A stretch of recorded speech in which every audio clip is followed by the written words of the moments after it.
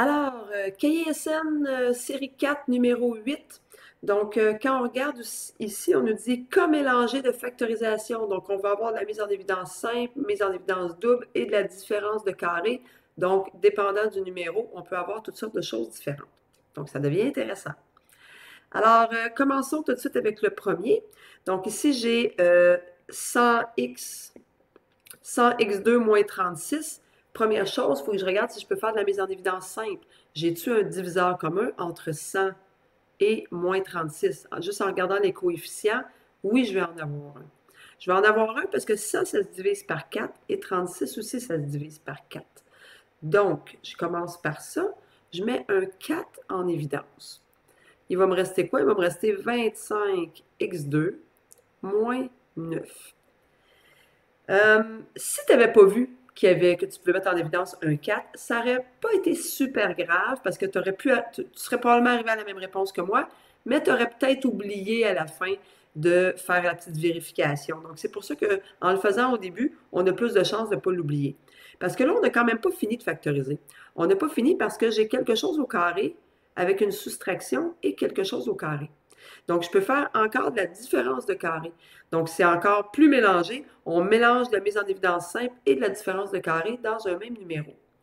Donc, si je m'en vais continuer, mon 4, il reste là. Je veux faire de la différence de carré. Donc, je dis donc que la racine de 25, c'est 5. La racine de x2, c'est x. Je vais avoir mon petit moins avec la racine carrée de 9 qui est 3.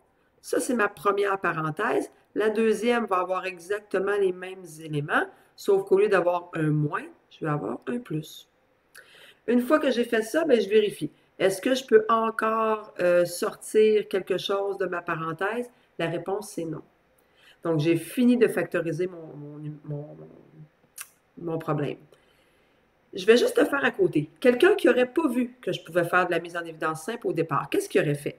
Bien, il aurait dit, OK, 100 à la 2, si je fais la racine carrée de 100, c'est 10, x. Puis si je fais la racine carrée de 36, c'est 6. Ça aurait été sa première parenthèse. La deuxième aurait été 10x plus 6.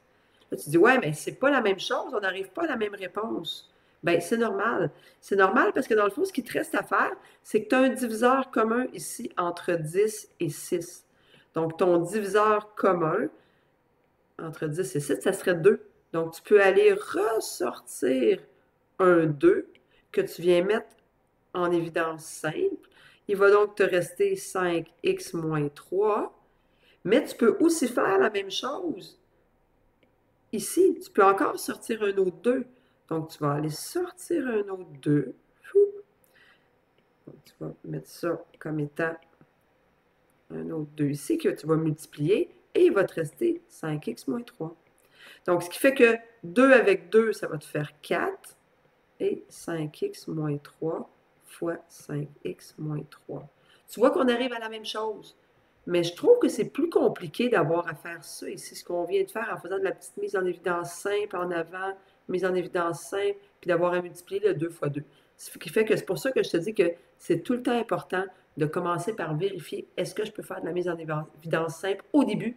Ça va te faciliter la tâche. On s'en va faire le B. On regarde ça. Je vois 21xy plus 14y moins 18x moins 12.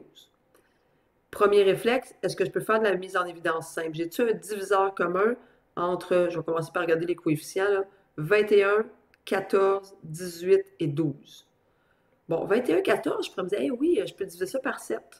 Par contre, ça ne se divise pas par 7, puis ça non plus. Quand je regarde maintenant les variables, xy, y, x, ben, je ne peux pas ressortir une variable de tout ça non plus.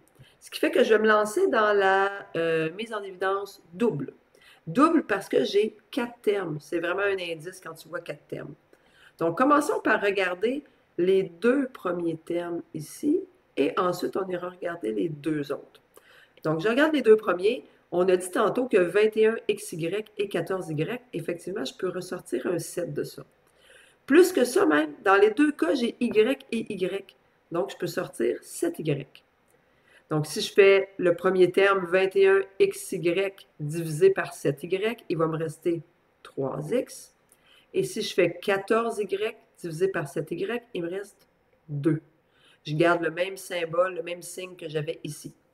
Donc, je viens de faire la mise en évidence de la première partie de mon expression algébrique. Il me reste donc la deuxième partie.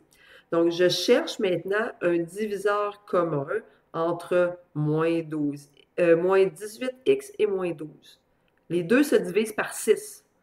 Puis tu t'aperçois que les deux sont négatifs. Fait que je pourrais même dire que les deux se divisent par moins 6. Ce que ça va faire, c'est que si je m'en viens faire moins 18x divisé par moins 6, il va me rester 3x. Et si je fais moins 12 divisé par moins 6, il me reste plus 2.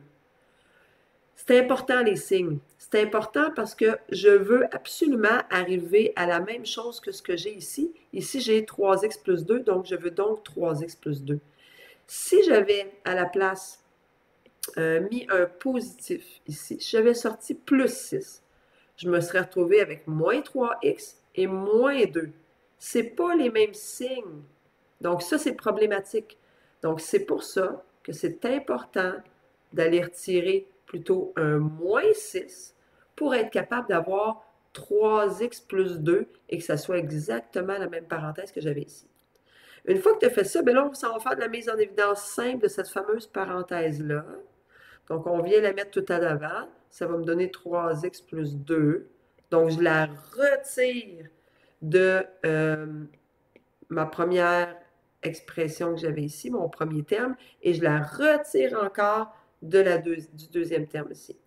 Ce qui va donc nous rester, bien, il va me rester 7y, puis il va me rester moins 6. C'est important de garder le signe de ce qui est ici.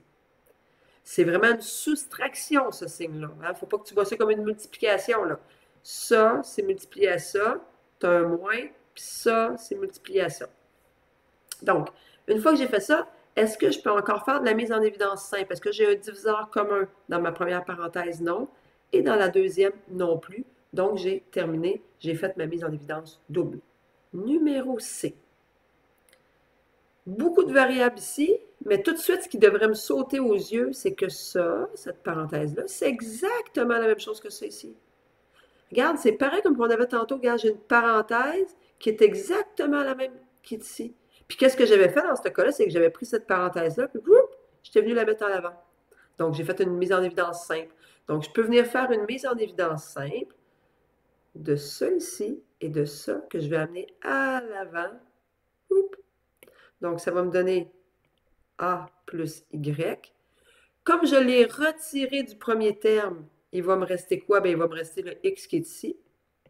Comme je l'ai retiré du deuxième terme, il va me rester toute cette partie-là. Je garde le signe qui est avec, donc plus 2Y. Et là, je vérifie. Est-ce que je peux faire une mise en évidence simple ou est-ce que j'ai un diviseur commun dans la première parenthèse? Non. Et dans la deuxième, non plus. Donc, on a terminé ce numéro-là aussi. Numéro D. Je regarde tout ça et je me dis, est-ce que j'ai un diviseur commun avec le 2AX, le 8AY, le moins 3BX, puis le moins 12BY? Si je cherche un diviseur commun à tout ça, j'en trouverai pas. Ça se divise par 2, ça se divise par 2, ça se divise pas par 2. Okay? Donc, on n'aura pas le choix, vu qu'on ne peut pas faire de mise en évidence simple, d'aller voir la mise en évidence double, parce que j'ai un indice. Comme j'ai 4 termes, je vais séparer ça en 2 paquets.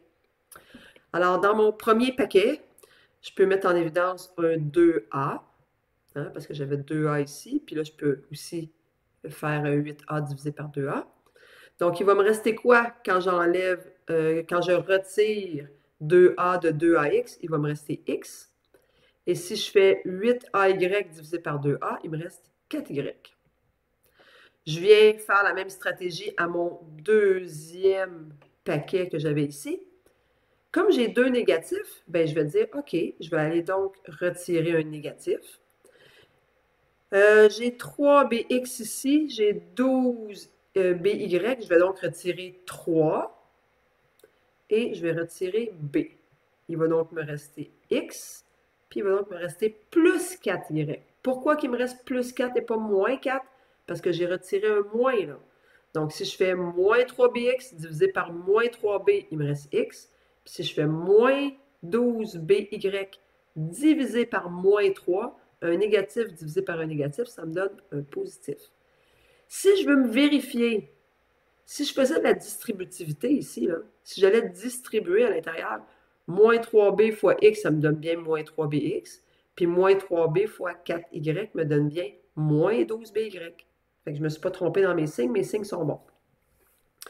Alors, on va venir maintenant mettre en évidence, parce qu'on s'aperçoit que cette parenthèse-là et celle-là sont identiques. C'est ce qu'on veut, c'est ce qu'on doit rechercher absolument.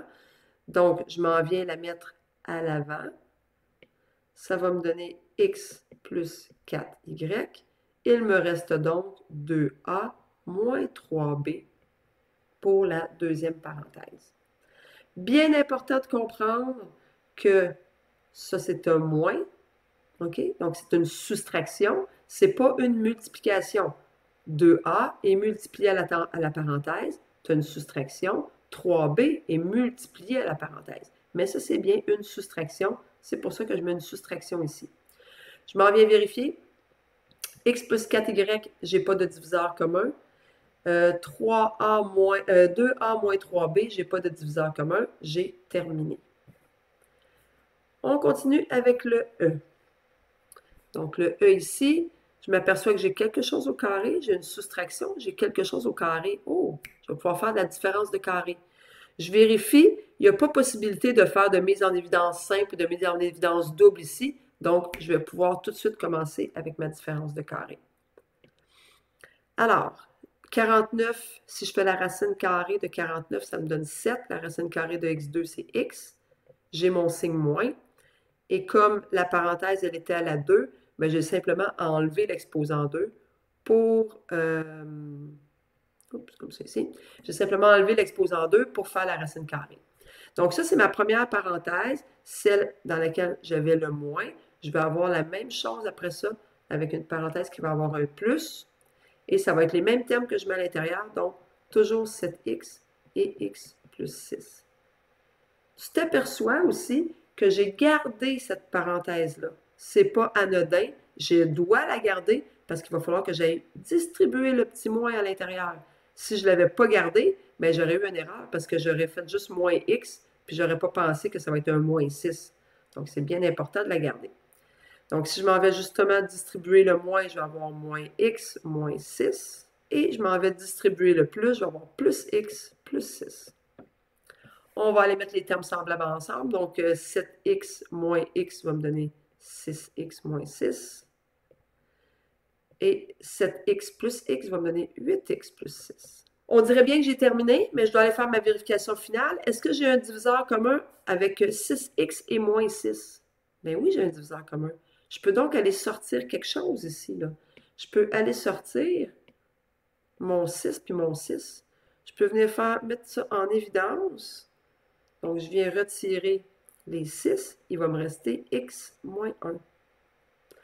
Est-ce que dans la deuxième parenthèse, j'ai un diviseur commun avec 8x puis 6x? Tout à fait. Encore là, je peux aller ressortir cette fois-ci un 2. Et il va donc me rester dans la parenthèse 8x divisé par 2, ça fait 4x. 6 divisé par 2, ça fait 3. Et là, ce qu'on s'aperçoit, c'est que comme j'ai mis à l'avant deux facteurs, le 2 et le 6, ils doivent être multipliés ensemble parce que tout ça, les deux parenthèses, elles étaient multipliées. Donc, je multiplie les deux facteurs ensemble, ça va donc me donner 12. Ensuite, j'ai la parenthèse x moins 1 et j'ai l'autre parenthèse 4x plus 3. Et ça, c'est ma réponse finale ici. Parce que là, je ne peux plus rien retirer de chacune de mes parenthèses. On s'en vient faire le F. Alors, 2x4 moins 6x2 plus 8x. Première chose que je dois toujours vérifier, est-ce que je peux faire de la mise en évidence simple? Donc, ici, j'ai un 2, j'ai un 6, j'ai un 8. C'est tous des nombres pairs. Donc, clairement, je peux mettre un 2 en évidence. Ensuite, quand je regarde les variables, j'ai x4, x2 et x. Je peux donc ressortir, mettre en évidence aussi un x.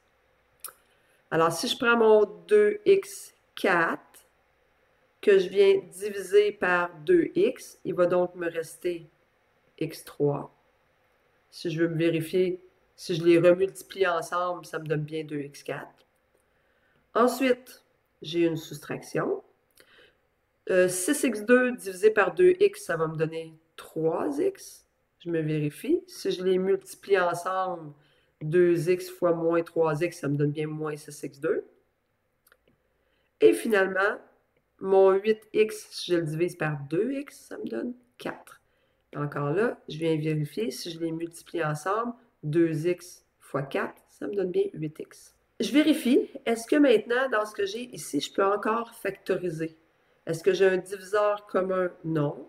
Est-ce que je peux faire de la mise en évidence double? Non, parce que ça me prendrait 4 termes, j'en ai 3. Ça ne compte pas pour un terme, c'est un facteur, c'est pas pareil. Il est multiplié, tandis que les termes sont soit soustraits ou additionnés.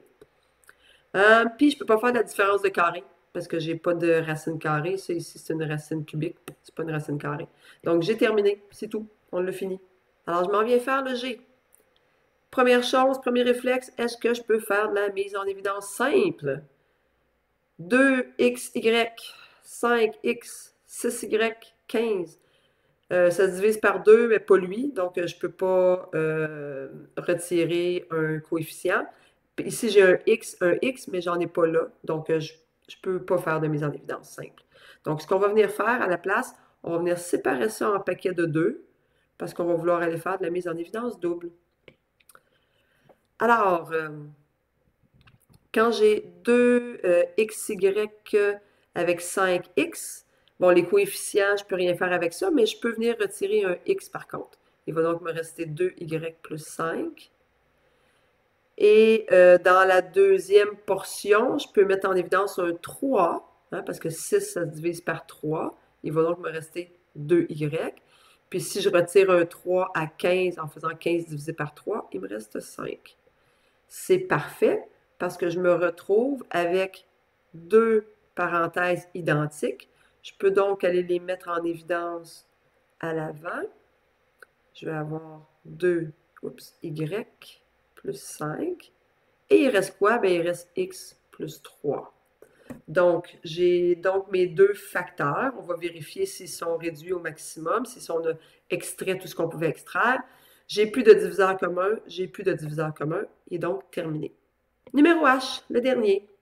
Alors, quand je regarde ça ici, est-ce que je peux faire de la mise en évidence simple? Non, il n'y a aucun diviseur commun, mais je vois qu'il y a des exposés en deux. Donc, tout de suite, ça allume une petite lumière dans ma tête. Je me dis, il y a peut-être la différence de carré à faire ici. Donc, si on s'en vient voir, j'ai un terme au carré, j'ai une soustraction, puis j'ai quelque chose au carré encore. Donc, effectivement, mon feeling était bon. On peut faire de la différence de carré. Différence de carré dit que je garde le premier terme. Bien, je fais la racine carrée du premier terme, donc ça revient à enlever le petit exposant en deux que j'avais ici. Je garde ma soustraction et je fais la racine du deuxième qui va me donner 5x. Ça, c'est ma première parenthèse, celle qui avait un moins. Je vais en avoir une deuxième par la suite qui va avoir un plus. Avec exactement les mêmes termes, donc 4x plus 4 et 5x. On va venir enlever les parenthèses parce que la première parenthèse, elle ne sert à rien, là, vu qu'elle est avant le moins. Donc, ça me donne x plus 4 moins 5x. Et ça me donne x plus 4 plus 5x. On vient mettre les x ensemble. J'ai donc 4 moins 5x qui va me faire moins 4x. Et il reste mon 4. Et ensuite, je vais avoir 6x plus 4. Est-ce qu'on a terminé? Bon, bien, allons voir. Est-ce qu'il y a un diviseur commun entre 4x et 4? Bien, tout à fait. Je peux sortir un 4 ici. Donc, si je m'en viens sortir un 4, je vais donc avoir un 4 à l'avant ici. Il va me rester moins x plus 1. Est-ce que je peux faire une mise en évidence simple avec 6x? Est-ce qu'il y a un diviseur commun avec 6x et 4? Encore oui. Je peux aller ressortir ici un 2 et il va donc me rester 3x plus 2. Donc, si je m'en viens mettre tout ça ensemble, bon, donc le 2 fois 4 va me donner 8, moins x plus 1, et 3x plus 2. Cette réponse-là, elle est bonne. Si tu regardes dans le corrigé, tu vas voir que dans le corrigé, on a inversé ces deux-là ici, parce qu'on trouve ça souvent bizarre de commencer une parenthèse avec un négatif, mais ça ne dérangerait pas, je l'aurais accepté quand même, là. Mais par convention, on va souvent plutôt écrire 1 moins x, puis l'autre, on peut le laisser comme ça. Donc, ce que j'ai fait, c'est que je suis venu inverser le moins x et le 1 en gardant les signes avec eux, par exemple. C'est important. Donc, c'est bien moins x qui est là, puis c'est bien un plus 1 qui est ici. Donc, ces deux réponses-là sont bonnes aussi.